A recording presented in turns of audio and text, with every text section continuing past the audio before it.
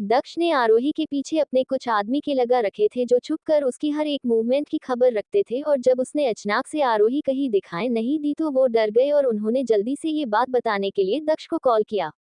और जैसा कि एक्सपेक्टेड था, ये सब सुनकर दक्ष के चेहरे के एक्सप्रेशन एकदम से सर्द हो गए। उसके आसपास का ऑरा खतरनाक हो गया और दक्ष को इस तरह देखकर सब कांपने लगे।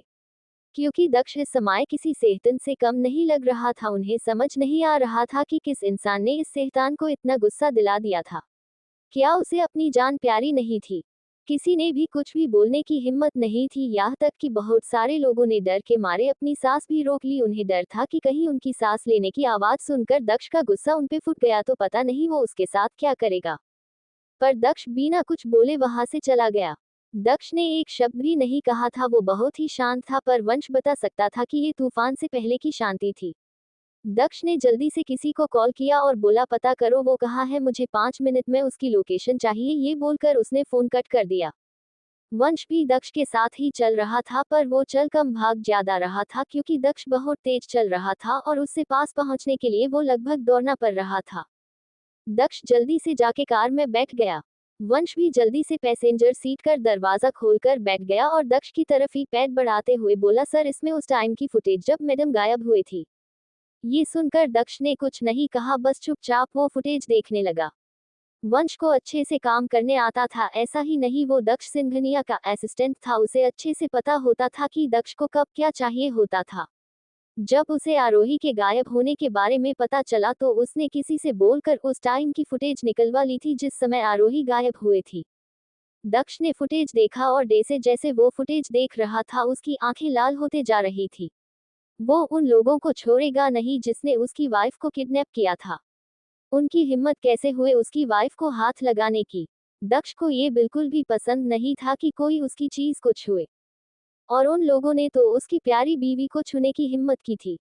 पर सबसे पहले दक्ष आरोही से मिलकर देखना चाहता कि वो ठीक तो है, न उसे कहीं चोट तो नहीं आए है। फिर बाद में वो उनके साथ क्या करेगा वो डिसाइड करेगा। वही दूसरी तरफ आरोही घुटनों में अपना सिर छुपाकर रो रही थी।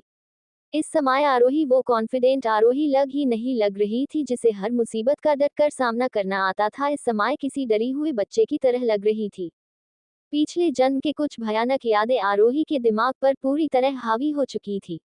उसे बस दक्ष चाहिए, एक वही था जो उसे शांत कर सकता था। आरोही रोते हुए बोली, हबी आप कहाँ हो? आप जहाँ भी हो बस जल्दी से मेरे पास आ जाओ। मुझे यहाँ बिल्कुल भी अच्छा नहीं लग रहा है। साथ ही साथ उसे यहाँ घुटन भी महसूस हो रही थी। उसे बहुत बुरी फीलिंग आ रही थी, जैसे कुछ गलत होने वाला हो। आरोही अभी ये सोच रही थी कि तभी उसे बाहर से कुछ आवाजें सुनाई दी और आवाज सुनकर आरोही का मुरझाया हुआ चेहरा एकदम से खिल उठा।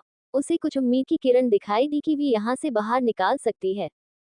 उसे बस जल्द से जल्द यहाँ से बाहर निकालना चाहती था, पर वो कुछ बोलती उससे पहले ही उन आदमियों की बातें सुनकर आरोही एकदम से चुप हो गए। उसके शब्द उसके मुंह में ही रह गए। पहला आदमी बोला, क्या वो लड़की सच में मिसेज सिंघानिया है? मैंने सोचा नहीं था कि मिसेज सिंघानिया इतनी सुंदर होगी। सच में वो तो स्वर्ग से उतरी किसी अप्सरा से कम नहीं है। तभी दूसरा आदमी बोला, पर मैंने तो सुना था कि मिसेज सिंघानिया को लड़कियों को सख्त नफरत है। पहला आदमी उसका जवाब देते हुए बोला, तू भी सच में एक नंबर का बेवकूफ है। तू खुद ही सोच, जिसकी बीवी इतनी सुंदर हो किसी और को क्यों ही देखागा। दूसरे लड़के को भी उसकी बात सही लगी। यार सच में उसकी स्किन मलाई की तरह सॉफ्ट है। अगर बॉस ने नहीं कहा होता कि हम इस लड़की को छू नहीं सकते हैं तो सच में मैं कब का उसे अपने बेड पर ले जाता और उसके वो सब करता जब तक मेरा मन न भर जाता। यार सच में मुझे अब बॉस से बहुत जलन हो रही है। सच में अब उन्हें इतनी सुंदर लड़की के साथ रात बिताने का मौका मिलेगा। वो उसके सॉफ्ट को स्किन को करीब से महसूस कर सकेंगे। सच में उनके लिए तो सोने पे सुहागा हो गया। मतलब उन्हें इतनी सुंदर लड़की भी मिल गई और वो दक्ष सिंघानिया से अपना बदला भी ले लेंगे। यार क्या पता हमारी किस्मत खुल जाए और बॉस उस लड़की से खुश हो के हमें भी उसके साथ कुछ समय बिताना का मौका दे दे, तब तो मजा ही आ जाएगा। सच में उसकी सुंदरता का दीवाना हो गया हूँ। ये बोलते हुए उसकी आंखों में आरोही के लिए हवस साफ साफ दिखाई दे रही थी। तभी पहला आदमी उसकी बात बीच में काटते हुए बोला, ये सब छोड़, मुझे डर लग रहा है कि अगर दक्ष सिंघानिया को इस बारे में पता चला गया कि हमने उसकी बीवी को किडनैप किया है तो पता नहीं वो हमारे साथ क्या करेगा। ये सुनकर तो वो दूसरा आदमी भी डर गया, क्योंकि उन्होंने सुना था दक्ष सिंघानिया बहुत बेरहम है। जो उसके साथ बुरा करता है वो उसे मौत से भी बटर सजा देता है। और यहाँ तो उन लोगों ने उसकी बीवी को किडनैप कर लिया था, अगर दक्ष को ये पता चलेगा तो वो उनके साथ क्या करेगा। ये सब सोचकर वो डर से कांपने लगा, पर उसने खुद को संभाला और बोला, तू ज्यादा ही सोच रहा है, ऐसा कुछ भी नहीं होगा। बस एक बार बॉस मिसेज सिंघानिया के साथ रात बिता ले, उसके बाद दक्ष सिंघानिया हमारा कुछ भी नहीं बिगाड़ पाएगा। ये सुनकर पहला आदमी ने राहत की सांस ली, पर वो अभी भी डरा हुआ था। वहीं उन लोगों की बात सुनकर आरोही घबरा गए। उसे जिस बात का डर था वही हो रहा था। ये सब सोचकर उसके आंख से आंसू बहने लगे। साथ ही साथ उसे उन लोगों से घिन भी हो रही थी। मतलब कोई भी इंसान एक लड़की के बारे में ऐसी बात कैसे सोच सकता था। इनकी सोच कितनी घटिया थी। इनकी नजरों में लड़कियां बस उन्हें सेटिस्फाई करने के लिए होती थी। सिर्फ उन लोगों के वजह से लड़कियां खुद को सेफ महसूस नहीं करती थी। आरोही ने एक गहरी सांस ली और खुद से बोली, नहीं, वो उनके प्लेन को कभी भी कामयाब नहीं होने देगी। वैसे भी वो ये कभी भी बर्दाश्त नहीं कर सकती थी कि दक्ष के अलावा कोई भी उसे छुए। ऐसा होने से पहले वो अपनी जान दे देगी, पर दक्ष के अलावा कभी किसी को खुद को छूने नहीं देगी। वो उन दोनों की बात सुनकर इतना तो समझ गए थी, उसे दक्ष से बदला लेने के लिए किडनैप किया गया था। आरोही अपने आंसू पूंछते हुए बोली, आरोही, तू ऐसे कमजोर नहीं पड़ सकती है। भूल मत, तू किसी बीवी है। तू दक्ष सिंघानिया की बीवी है, दक्ष सिंघानिया की, जिसका नाम ही काफी है लोगों के दिल में खौफ पैदा करने के लिए। और याद कर, तूने खुद से क्या वादा किया था, इस जन्म में तू हबी की ताकत बनेगी, न कि उनकी कमजोरी। पिछली जिंदगी में जो गलतियां तूने की थी, तू उसे फिर नहीं दोहराएगी। आज तू कमजोर पड़ गए तो आगे चलकर इस बात का फायदा उठाकर कोई भी तेरे थ्रू उन्हें परेशान कर सकता है, उन्हें ब्लैकमेल कर सकता है और जो चाहे उनसे करवा सकता है। आरोही, तू ऐसा कैसे होने दे सकती है। आरोही, इस समय तुझे दिमाग से काम लेना होगा, न कि दिल से। सबसे पहले उसे यहाँ से निकला होगा, तभी वो कुछ कर सकती थी, पर कैसे, वो यहाँ से कैसे निकलेगी। बाहर तो वो आदमी खड़े थे, तो वो गेट से नहीं जा सकती थी। पर अगर वहां से नहीं जाएंगी तो कहाँ से।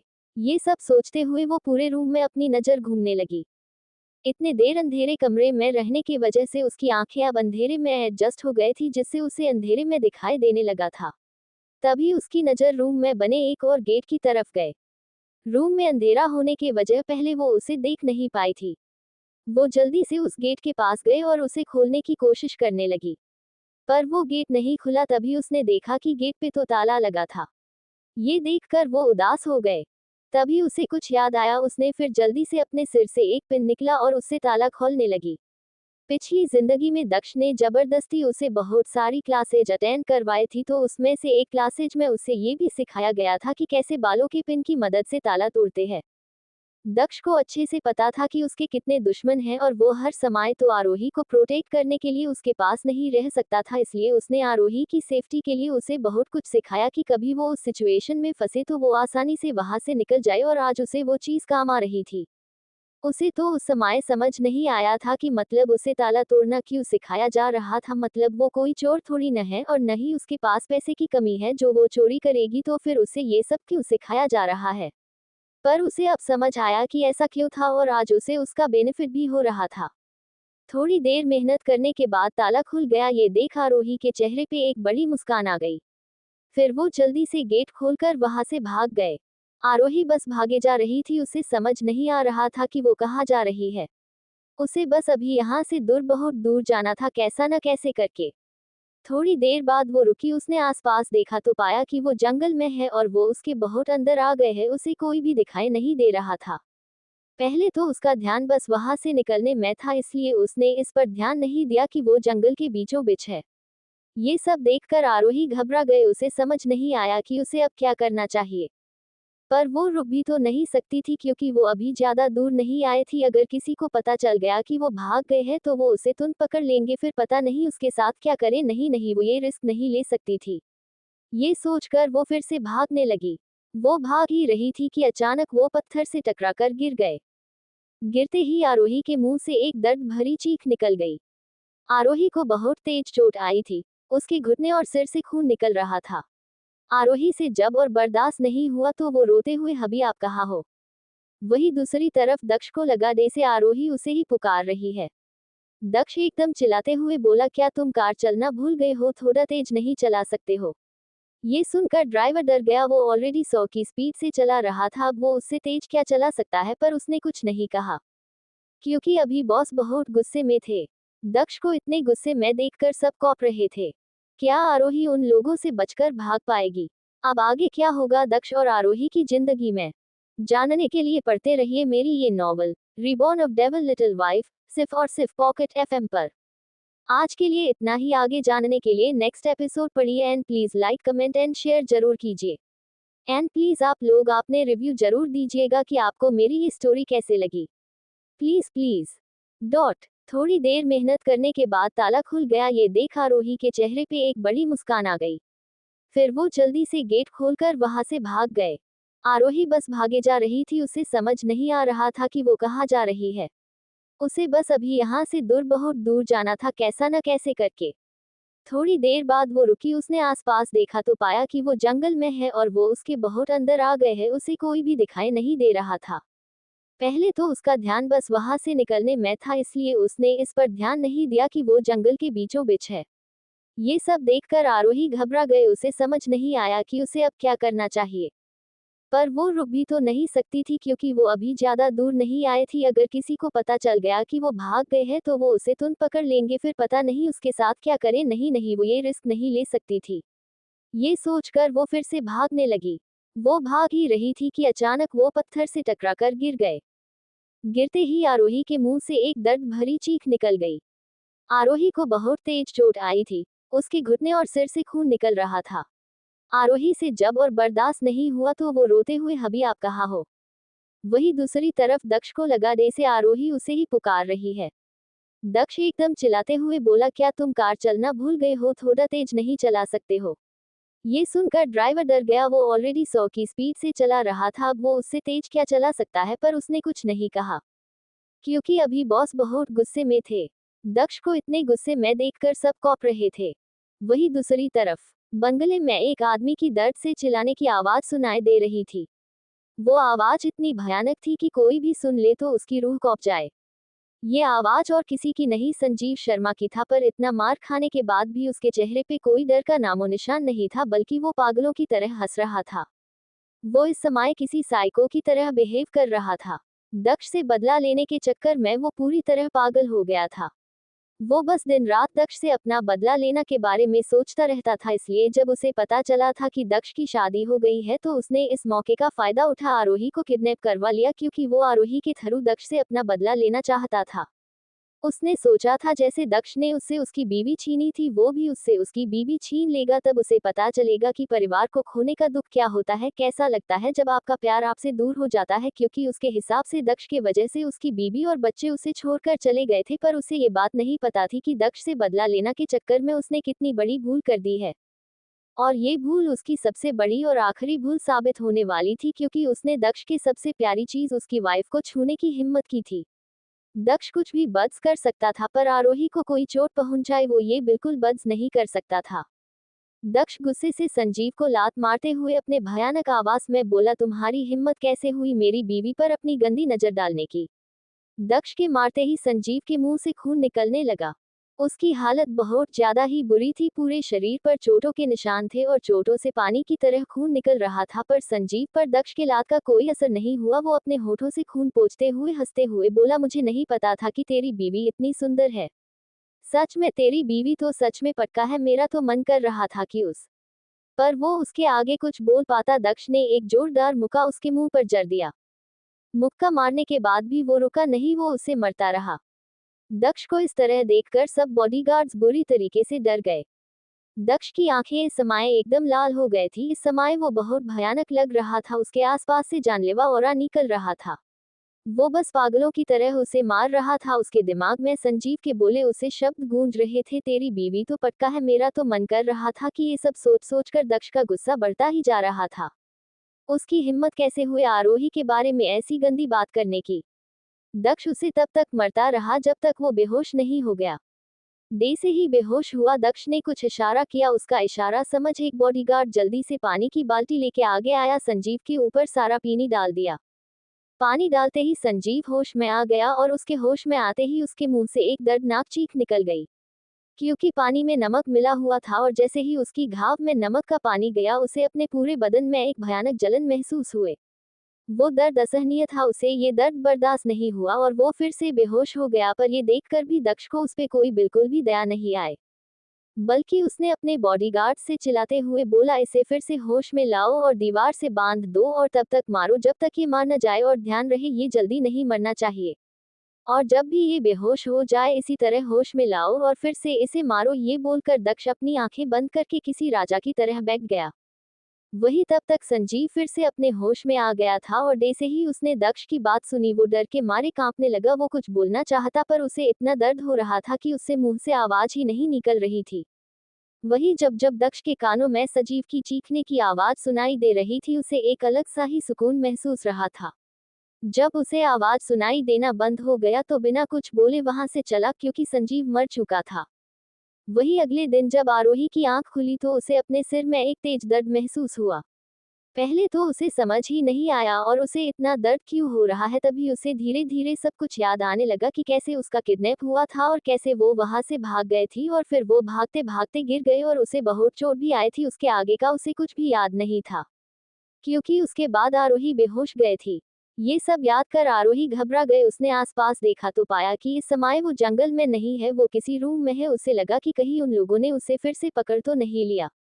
वो ये सब सोचकर बहुत ज्यादा डर गई थी। तभी उसकी नजर अपने पास में सोए दक्ष पर गए और दक्ष को वहां से देखकर आरोही को अपनी आंखों पर विश्वास नहीं हुआ। उसे लगा जैसे वो कोई सपना देख रही हो।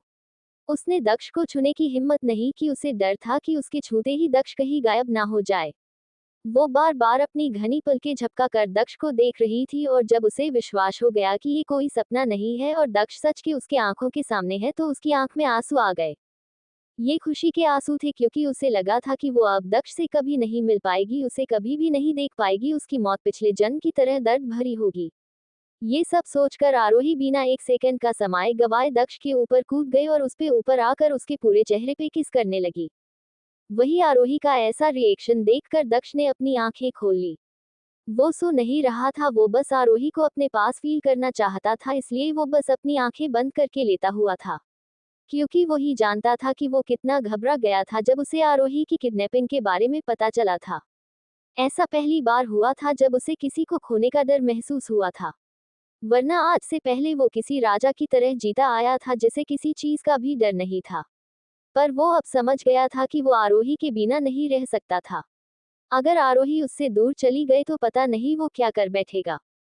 वही आरोही पागलों की तरह दक्ष को चूम रही थी।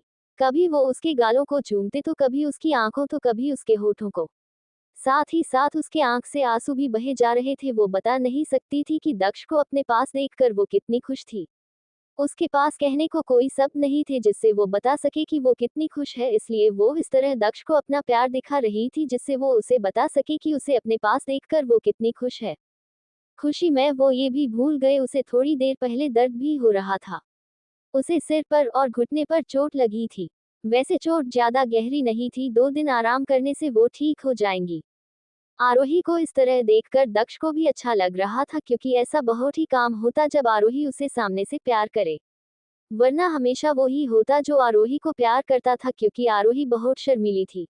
पर वो ये भी समझ रहा था कि ये जो आरोही के साथ हुआ वो सब उसके लिए नया था, इसलिए वो घबरा गई होगी, इसलिए ऐसे रिएक्ट कर रही थी। पर दक्ष को ये नहीं पता था कि आरोही किडनैपिंग के वजह से नहीं, बल्कि उसे एक बार फिर खोने के डर से घबरा गई थी। उसे डर था कि पिछली जिंदगी की तरफ इस जन्म में भी वो दक्ष को खो न दे। भगवान न जो उसे ये दूसरी जिंदगी दी थी वो उसे ऐसे बर्बाद नहीं करना चाहती थी। उसे तो अभी बहुत कुछ करना था। उसे दक्ष के काबिल बनाना था, अपना परिवार कंप्लीट करना था, अपना बदला लेना था और भी बहुत कुछ उसने सोच रखा था। ये सब करने से पहले वो मर नहीं सकती थी। वही जब दक्ष को आरोही जंगल में बेहोश मिली थी तो वो ही जानता था कि आरोही को बेहोश देखकर कितना घबरा गया था, क्योंकि उस समय आरोही के माथे और घुटने से खून निकल रहा था। साथ ही साथ उसके कपड़े भी बुरे तरीके से गंदे हो गए थे और कई जगह से फट भी गए थे। तभी दक्ष की नजर आरोही के गले में पहने हुए पेंडेंट की तरफ गए। ये पेंडेंट उसने ही आरोही को दिया था और उससे बोला था कि वो हमेशा इसे हमेशा अपने गले में हमारी शादी की निशानी मानकर पहने, क्योंकि उनकी शादी सीक्रेट थी तो आरोही मंगलसूत्र और सिंदूर नहीं लगती थी। और आरोही ने भी ये बात तुरंत मान ली थी और दक्ष के कहने के हिसाब से वो हमेशा इसे अपने गले में पहनती थी। पर आरोही को नहीं पता था कि ये सिर्फ एक पेंडेंट नहीं था, बल्कि ये एक ट्रैकर था जिसकी मदद से दक्ष कभी भी ये पता कर सकता था कि आरोही इस समय कहाँ है। और इसी की मदद से दक्ष आरोही को इतनी जल्दी ढूंढ पाया था, वरना उसे ये सब पता करने के थोड़ा टाइम लगता। क्योंकि संजीव आरोही को शहर से बाहर किसी जंगल में ले गया था, क्योंकि उसे पता था अगर वो शहर में रहा तो दक्ष उसे जल्द से जल्द ढूंढ लेगा और उसका प्लान खराब हो जाएगा। पर बेचारे को क्या पता था कि दक्ष सिंघानिया हमेशा की तरह उससे एक कदम आगे निकलेगा और उसे इतनी जल्दी पकड़ लेगा। पर बोलते हैं न, जब किस्मत खराब हो तो आप कितना भी बड़ा प्लान बने ले वो फेल हो ही जाता है। अब आगे क्या होगा दक्ष और आरोही की जिंदगी में, जानने के लिए पढ़ते रहिए मेरी ये novel reborn of devil little wife, सिर्फ और सिर्फ पॉकेट एफएम पर। आज के लिए इतना ही, आगे जानने के लिए नेक्स्ट एपिसोड पढ़िए and please like comment and share जरूर कीजिए। एंड प्लीज आप लोग अपने रिव्यू जरूर दीजिएगा कि आपको मेरी ये स्टोरी कैसे लगी। Please please dot